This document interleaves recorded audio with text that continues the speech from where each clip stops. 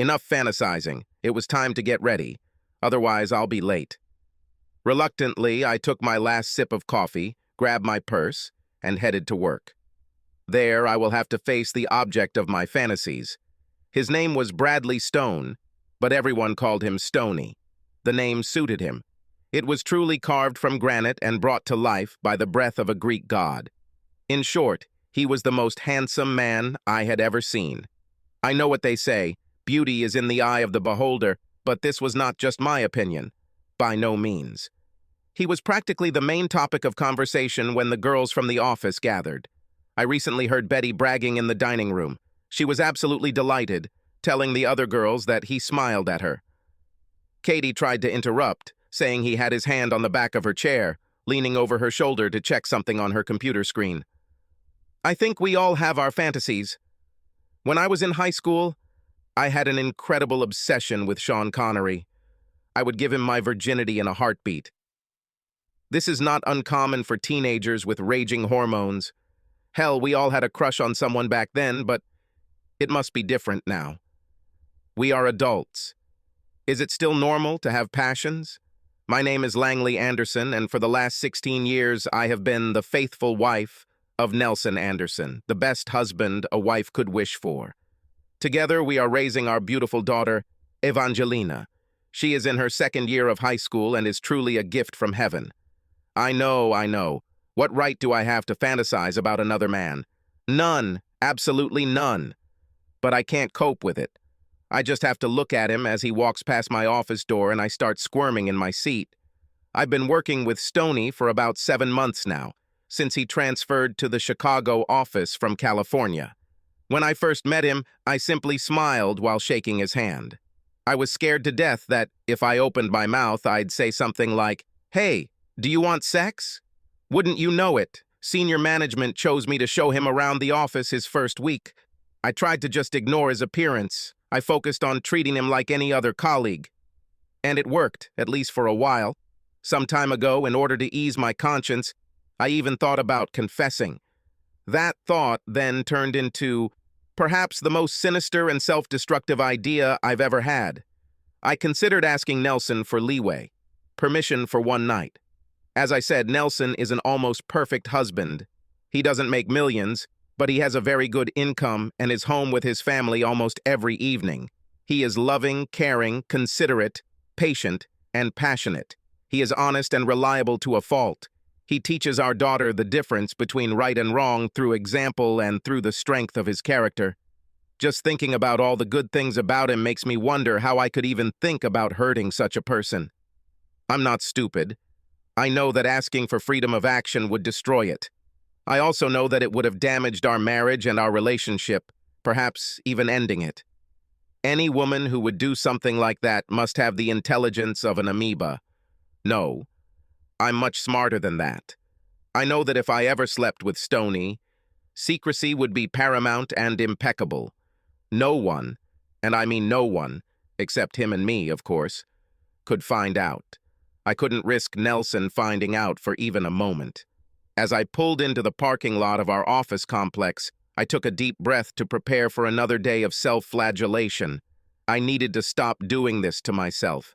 Hell, yes, he's gorgeous, but at the end of the day, he's just a man. I need to keep telling myself this. He's just a man. He's just a man. A man with thick, wavy, raven black hair and pearlescent blue eyes that pierce your soul. A man with prominent cheekbones, deep dimples, a square jaw, and a strong chin with a dimple right in the middle. A man with broad shoulders and a body designed by Fisher. Yes, just a man. But oh, what a man. God. So I started again, reproaching myself. Sometimes I think I'm going crazy. Of course, there are times when I don't fantasize about sex with Stoney. Instead, I try to think of ways to get him into bed safely. I have no doubt that he is as interested as I am. Having been a beautiful woman my entire life, I've learned the difference between innocent flirting and whenever you want, baby. Stoney definitely falls into the latter category. No, the problem is not getting him into bed, the problem is making sure no one ever finds out about it. As I stepped into the elevator and pressed the button for the 9th floor, I could remember doing it without my heart racing or my blood pressure rising. When the doors opened, the organized chaos of the busy office was calming and helped me get through another day. The first thing I did was head to the executive coffee shop, the one with real coffee and not that crap from the machine. Yes, I've worked my way up the corporate ladder enough to earn the right to a good cup of coffee. I said, I'm not stupid. I walked over to my desk and was just about to sit down and take a sip of my drink when my phone rang. Hello. Good morning, Langley. It was Mr. Johnson, one of the vice presidents and one of my immediate superiors. I said hello, and after a few pleasantries, he asked me to come to his office. I didn't think I was in trouble, but I was wondering what it was all about. Have a seat, Langley. I realized that something was happening. Most of the time, Johnson would just make you stand in front of his desk, tell you what he wanted, and then let you go. It's rare for him to invite someone to sit. Langley, how about a little vacation? Vacation? Oh, actually, Mr. Johnson, my vacation is scheduled for August. We already have a family trip planned. It's more of a working holiday, although there will be no real work there. The corporation is holding a seminar on international management techniques next week. All offices are required to send 2 representatives. I assigned Brubaker to go, but the damn idiot got up in the middle of the night, fell down the stairs and broke his leg. Oh God, will he be okay? Yeah, but he's going to have to rest up. He certainly can't get on a plane right now. How about you? I really need you to go. The flight is Sunday night at 6:40. You have a reservation at the Manhattan Hilton. It's right by the Times Square and 3 blocks from corporate headquarters. Seminars will be held in one of the large banquet rooms on the first floor. This is for 3 days only. Your return flight is Wednesday evening. Well, I guess I don't have a choice, do I? Not really. Okay, I said, standing up. Where are the tickets? Right here, Johnson said, taking them out from his desk. I really appreciate it, Langley. I'll figure out a way to thank you when you get back. Maybe take you on a romantic weekend with Nelson somewhere. I'll remember that, I replied. I had just reached the door when I remembered something. Mr. Johnson, you said 2 people from each office? Who else will be there? Stoney, but he won't be on the same plane. He's leaving on Saturday. He wants to hang out around New York this weekend. When Mr. Johnson mentioned Stoney's name, my knees nearly gave way. 3 nights in New York with Stoney. It was too good to be true. My only chance to make my fantasies come true. I felt wetness between my legs as soon as I returned to my desk. My head was spinning. It will actually happen. And Nelson will never know. It was almost impossible for me to keep my mind from wandering for the rest of the day. I alternated between my fantasies and how I was going to tell Nelson about the trip. He had never met Stoney, so I had no reason to worry about jealousy or suspicion. Hell, he trusted me like crazy. But I rarely went on business trips, and I needed to make sure I didn't sound too excited when I told him. I needed to act calm. When I pulled into our check-in, I saw that Nelson had arrived home before me. He does this sometimes. When I turned off the ignition, I realized that I was still in 7th heaven. I took a deep breath to calm myself and entered the house. Something smells good, I called. My dear husband had obviously already started preparing dinner. Hello, honey, I heard from the kitchen. I saw the pork butt in the fridge when I got home and figured it was planned for dinner, so I decided to give it some attention. I chopped up some carrots and potatoes to serve with it. I hope it's okay. This is perfect, I told him with a kiss. Where's Evie? Upstairs doing homework. She has quite a lot for the weekend, poor child. There's no better time than now. I have bad news, dear. Nelson immediately looked worried. What? It's nothing, dear. There's nothing to worry about. I have to go on a business trip next week, that's all. I'll have to leave on Sunday night. I'll be back on Wednesday night. How so? This is quite sudden, isn't it? Yes, that is true, but I'm afraid it's inevitable. The corporation is doing some kind of training. Mr. Johnson had already scheduled Dwight Brubaker to go, but he broke his leg last night. I'm afraid I'm the next best candidate. Well, that's what I get for marrying a woman with brains as well as beauty, huh? He said with a smile. This made me smile and earned me another kiss. I really did win the marriage lottery. I prolonged our kiss for a while. Of course, you understand that there is a positive side to all this, I told him as we stepped away from each other to catch our breath. And what is it? Even though I knew Evie couldn't hear us, I lowered my voice and tried to sound as sexy as possible. I'm going to enjoy you to the fullest on Saturday night. Nelson's smile widened. Do you think if I talk to your boss, he will be able to send you on business trips more often? I playfully hit his hand. Do not worry about it. We kissed again, after which I kissed and patted his chest with my left hand. I can just start saying goodbye to you tonight. Come on, big guy, I'll set the table and you call your daughter. Oh, I already called Mom and asked if she could watch Evie until you get back next week. She said it wasn't a problem, but she'll have to leave as soon as you get back. Okay, don't worry about us. We'll be fine. I know you will, darling. I really knew it. As a husband and father, he was very capable. Whether it was out of guilt or love, later that night I felt an overwhelming need to show Nelson how much I appreciated him. He didn't know, of course, but I was going to show him that even though I was going to cheat on him, he was my only love. Like a tigress, I crept into bed. I wanted it so bad for Nelson, but I couldn't help but wonder if Stoney would feel the same way about me. My thoughts started to run away. The image of Stoney popped into my head. We lay hugging each other, his arm wrapped around me. I felt guilty again for all the times Stoney had barged into our bed while we were making love. There was always a struggle over who would be my last thought before sleep overtook me at night, Stoney or Nelson. Honestly, I don't remember who won that night. Saturday was pretty normal. I did my shopping while Nelson mowed the lawn. We told Evie about my trip, and I asked her to be nice to her father. Saturday night, Nelson was determined to repay me for the previous night. I laughed as I watched him literally dive into our bed, but soon I stopped laughing.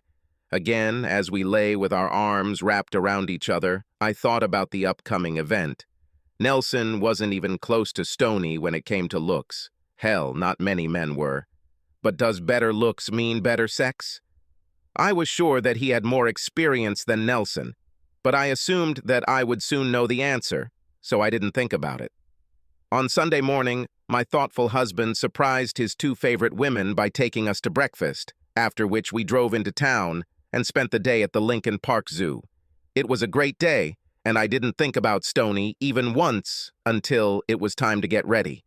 I didn't dare pack sexy nightwear or anything like that for fear Nelson would walk in and see it. I stuffed my prettiest lace bra and panty set under the rest of my clothes. I also had cash on me that Nelson didn't know about. If I have time, maybe I can buy something nice in New York. It would be great if I could buy something cheap enough that Stoney could just rip it off my body. I was going to drive my car to the airport, but Evie wanted to watch my plane take off, so Nelson drove us. They walked me to the security area where I kissed them both and told them I would see them Wednesday night. As I got in line, I turned around and blew them both another kiss. As I approached the security area, I felt as if I was leaving one world and entering another. One world was work, family, practicality, responsibility, common sense, and loyalty. The other is freedom, liberation, immaturity, wild recklessness, and yes, infidelity. When I reached the TSA, I was afraid that they might mistake my anxiety for nervousness and get me in trouble, but everything went smoothly. When we boarded, I found myself between two men. Both were dressed very casually, but the one sitting to my right by the window had a laptop with him, and I guessed that he was a businessman. The man at the entrance was older, much older. I assumed he was going to visit his kids or something. Probably a widower. As soon as we took off, I leaned back and tried to get comfortable. I closed my eyes and felt a smile on my face as I began to fantasize about sex with Stoney. I heard one of the flight attendants tell everyone to return to their seats and raise the backs of their seats. I couldn't believe it. We had already arrived. I dreamed about Stoney the entire flight. Oh God, I hope he doesn't disappoint me. I grabbed a taxi to the Hilton and walked up to the freckled young man behind the counter. Hi, I'm Langley Anderson. Do you have a reservation for me? Yes, Miss Anderson, I have everything here, he replied, already taking out the key card.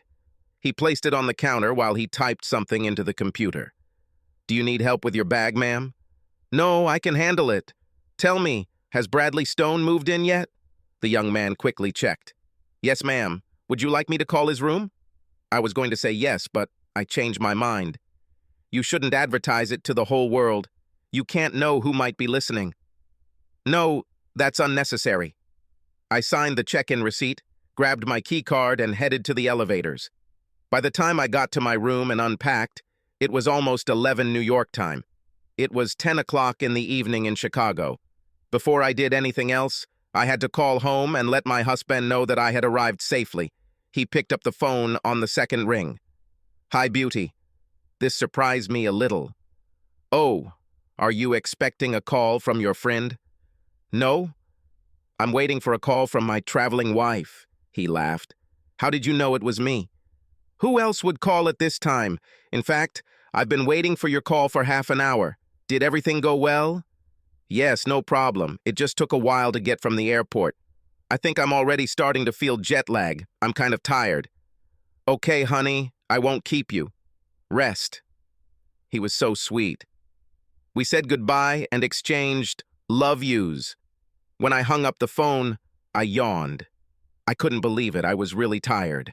Hell, I was going to go to the bar and see if Stoney was there, but I was getting tired quickly. It must have been because of all that sex with Nelson. I don't think either of us got much sleep the last 2 nights. What to do? I definitely didn't want to fall asleep while having sex with the sexiest man alive. Thinking about my options, I yawned again. That's it, I told myself.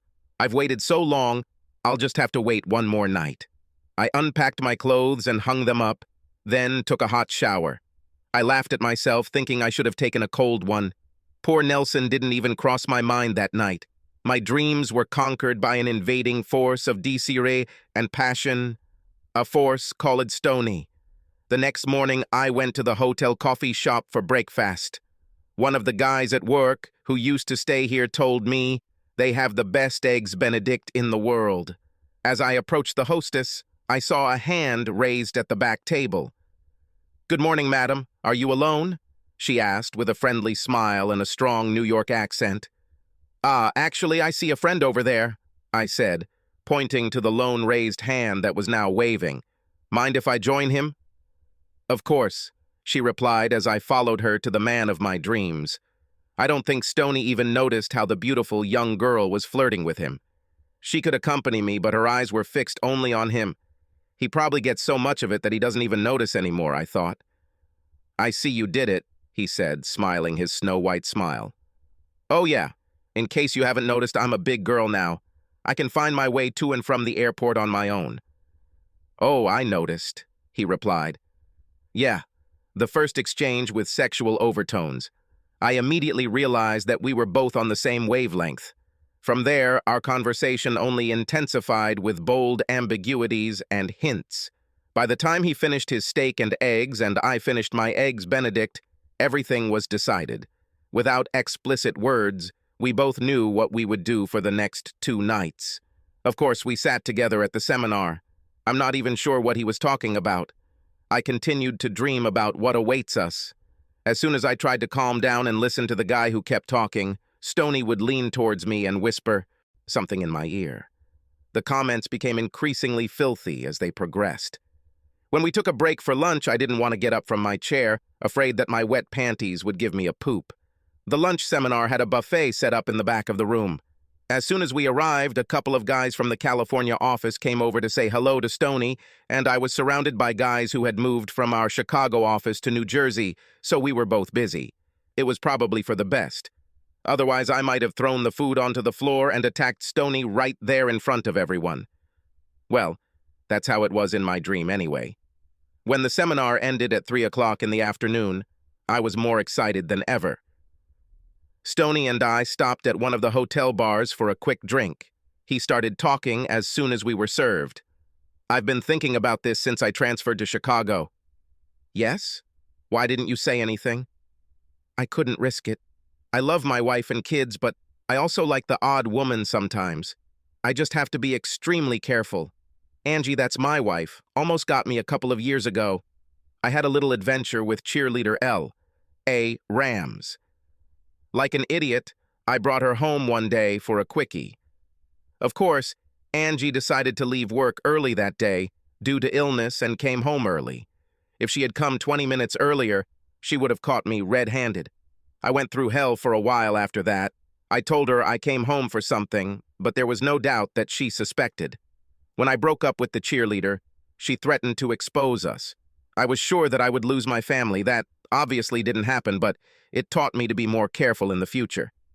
I have to admit, it was a little disconcerting to hear myself called a queer woman, but at the time I thought that was the point. I didn't take it personally. All I could think about was having this handsome guy pressed against my naked body. I probably shouldn't have told you this, but I've been fantasizing about you for the last few months. Really? Well, he chuckled. I've never done this before. How does it work? So, should I just come to your room or what? His smile was almost patronizing. Well, I need a shower to freshen up after sitting in a chair all day. I also need to call Angie and sort this out. Let's meet at the restaurant for dinner around 6:30. After that, you go to your room and I'll go to mine for a while. Just to make sure. When I'm sure the coast is clear, I'll approach you. Are you sure? I mean, if you're going to take a shower, I could rub your back. There was that protective smile again. I like your enthusiasm, Langley, but we have the whole evening for the next 2 nights together. I need some time to relax and talk with my wife and children. Plus, sex is always better on a full stomach. It increases stamina. I'll stay the night, but I'll set the alarm for 5 in the morning. That way I'll be back in my room before anyone wakes up. How do you like that plan? I was actually a little disappointed. I wonder if he has any idea how impatient I am. I thought about telling him that I didn't want to wait that long, but I decided to keep at least an ounce of pride and agreed to his schedule. We finished our drinks and headed to our rooms. Instead of a regular shower, I decided to soak in the bath. Kudos to the Hiltons. I noticed a small bottle of lavender bath oil on the shelf. I filled the bathtub with hot water and added oil before plunging into it up to my neck. Oh God, it was heavenly. I bathed until I started to wrinkle, then put on my Hilton robe and headed to the bed. I glanced at my watch as I fell onto the soft bed. It was only 20 minutes to 5. God, there must be a way to speed up time, I thought. Dressing and makeup will take about half an hour. That still leaves almost an hour and a half. What should I do with all that time? I lay there thinking. She looked at her watch again. 4:45. It was only 4:45 in Chicago, but interesting. Knowing my husband, I assumed he would leave work early to spend time with his daughter. I decided to call home. I had to make sure Nelson couldn't detect any guilt in my voice. Hello? Hey, honey, I knew you'd be home. Yeah, and how did you know that? Oh, I just thought you'd want to spend as much time as possible with your daughter while I'm gone, I joked. You, my love, never interfere. Damn, he always knew what to say. Oh, you're so cute. How was your day? Same as always. How's the workshop going? Are you learning how to do morning exercises in the parking lot before work every day? I knew it was just my guilty conscience, but when Nelson mentioned exercise, I immediately associated it with sex and nervously wondered for a moment if this was some kind of veiled hint that he knew what I was doing. But just as quickly as this thought came, I realized that this was not so. He simply made a reference to what workers in Japan do. No, I managed to say, laughing. No exercise, just boring stuff about the psychology of the relationship between employer and employee. Oh, sounds like a lot of fun, he replied. If you want to talk to Evie, she's right here. Certainly. Hey, Mom, when are you coming home? I'll be home Wednesday night, honey. Do you miss it? Yeah, I have a little problem with boys, Mom. She lowered her voice to a whisper. I need to talk to you. Okay, honey. Can it wait until I get back? Yes. Here comes Dad again, she whispered a second time. I love you, Mom. It was a little game we always played. I love you more, I replied. We love you more, my husband and daughter echoed in unison. I couldn't help but laugh. Okay, guys, I give up. I'm going to eat and then I have homework before I go to bed, so I'll tell you goodbye for the night. Okay, honey. Now it was just Nelson's voice again. Don't work too hard, my dear. I love you. I love you too, darling. Goodbye. With that, I hung up. For a moment, I thought about how lucky I am to have such a wonderful family. Of course, my next thought was to look at the clock and see how much time was left before I met Stoney. As I started to get dressed, all sorts of thoughts were running through my head. And if he wants something really kinky, will I let him? What if he insists on something I don't want? What should I do? God, what if he makes me... What am I thinking? He's not like that. If he tries, I can threaten to tell his wife. But then Nelson will find out. I just need to make my positions clear from the beginning. I was driving myself to a nervous breakdown. Relax, I told myself. We'll have dinner, drink wine, chat. Everything will be fine. Just calm down, go to the meeting and enjoy yourself, Langley. This is what you've been dreaming about for months. Just take it as it comes. Or take it as it is, I said out loud, laughing at my own joke. Next was deciding what to wear. We needed to be careful. We knew the people at the hotel. I wanted to look good for him, but it didn't have to look like we were on a date. It was supposed to simply look like two colleagues having dinner together before retiring to their rooms for the night. Damn, how I wanted to knock him off his feet. Apart from my one set of sexy lingerie, I didn't even have anything tempting for him to take off later. Well, I thought, maybe this is for the best. I didn't want to seem too impatient, even though we both knew I was. I looked good, but that was it when I took the elevator down to the lobby. I definitely didn't attract the attention of men when I headed to the restaurant. It was 6:20 when the head waiter approached me. I was about to tell him I wanted a table for two when I noticed Stoney already seated. Perhaps I wasn't the only one who was impatient. To be honest, I don't remember what I ate. I didn't pay attention to this. I could hardly take my eyes off him. There he is, right in front of me. Sean Connery, Tom Cruise, and Cary Grant rolled into one. I still couldn't believe that this was really happening. The hour was approaching. I felt my heart beating a little faster. "Which room are you in?" Stoney asked quietly. 1412. "You have a better view of the city than I do," he commented. "I'm on the 9th floor. Okay, you go first. I don't want us to be seen getting into the same elevator together. I'll give you a few minutes before I leave. I'll go to my room first for 10 or 15 minutes and then I'll come. Leave the door ajar so I don't have to knock."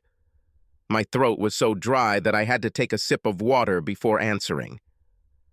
Okay. I got up and headed to the lobby.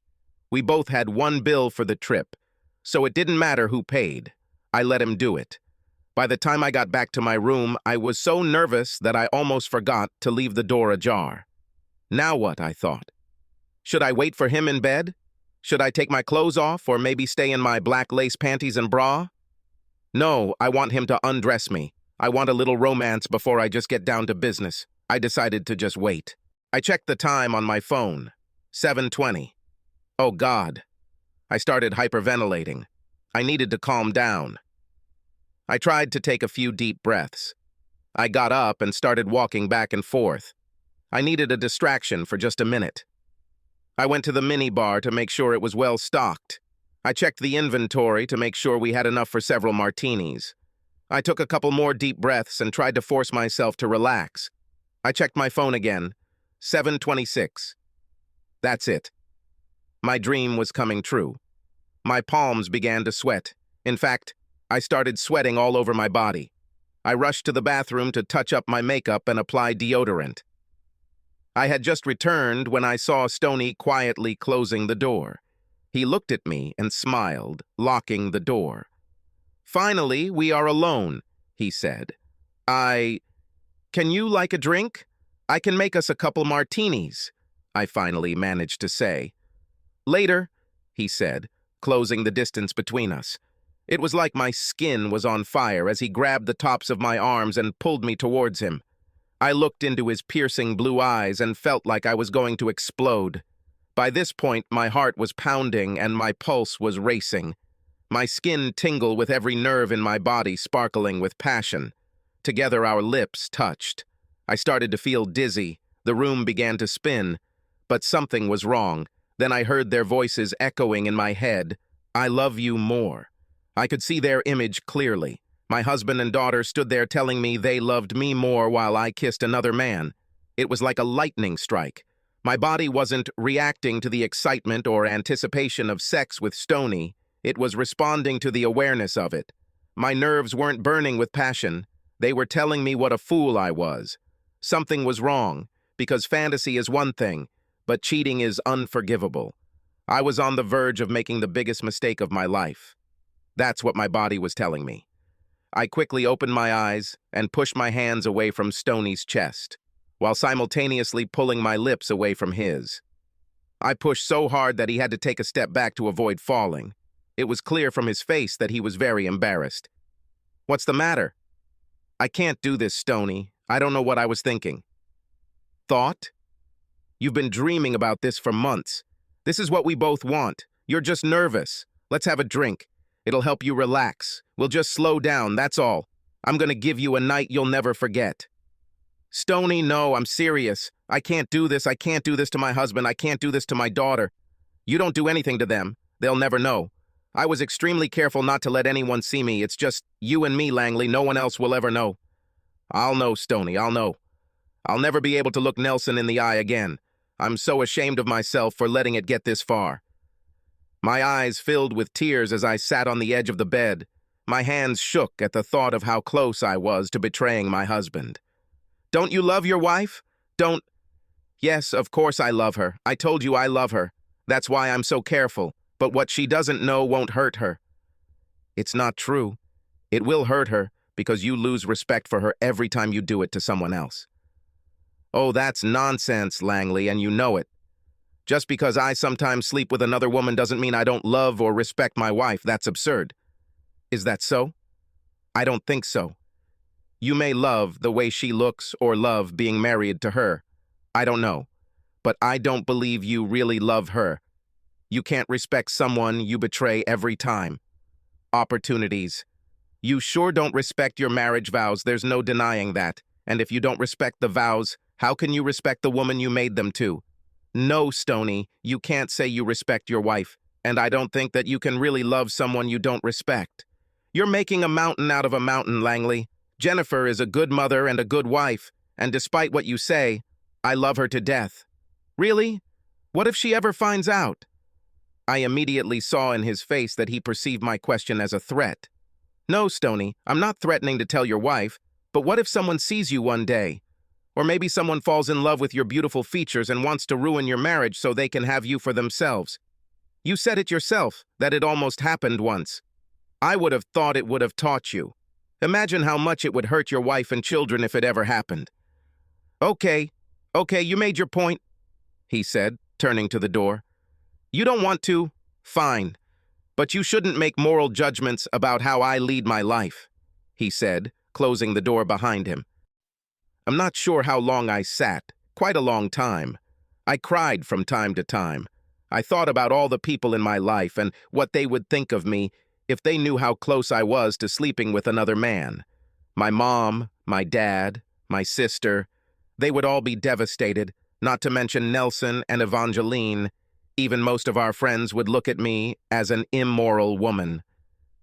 After another bout of tears, I made myself a drink. I walked to the window and opened the curtains on the large floor-to-ceiling window overlooking the city. Damn, that was great.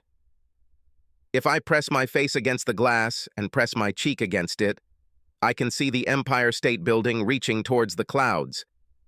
Suddenly I felt so alone. The walls of the room knew my shame. The air smelled of my guilt. I needed my husband. I needed my family. I wanted so badly to call Nelson, but I was afraid he would hear the shame and self-loathing in my voice. God, how I wished I had a good book. I had all these plans for evenings with Stoney, so I didn't even think about taking her with me. I lay down on the bed, closed my eyes, and could see Nelson's face smiling down at me. I'm so sorry, I whispered. I'm very, very sorry. I felt remorse leak from my eyes and run down my cheek. In the end, I fell asleep on a wet pillow. The next morning, I really didn't want to see Stoney, so I left the hotel and went to a small restaurant down the block for breakfast. I deliberately came to the seminar late and sat in the back of the room. He didn't seem to feel any more eager to talk to me than I was to talk to him. He didn't even look my way when we broke for lunch. That evening, I had dinner in my room. One more day, and I would be home. I missed my family so much that the feeling of loneliness was palpable.